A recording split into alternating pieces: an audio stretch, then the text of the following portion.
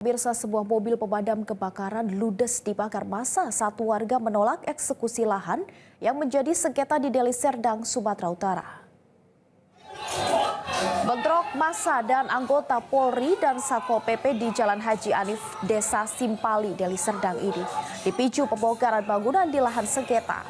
Warga tolak pembongkaran lahan ini. Warga melempari batu kepada aparat serta membakar ban.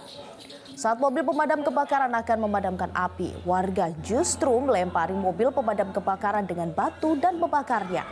Tidak ada korban dalam kejadian ini, namun polisi tetap akan mengusut aksi anarkis ini.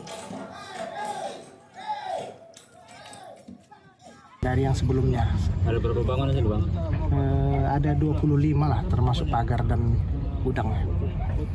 Tadi warga sempat melakukan perlawanan ya, Bang? Bisa ceritakan, Bang? Iya. Tadi ada miskomunikasi lah dengan warga. Hari ini kita tidak ada membongkar rumah tempat tinggal. Oke. Kita ada miskomunikasi lah. Tadi ada kendaraan dampak kita itu seperti apa, Bang, sampai terbakar? Iya, tadi warga melakukan pembakaran ban bekas. Pihak damkar masuk ingin memadamkannya. Ternyata ada keberatan dari warga, ada chaos lah gitu.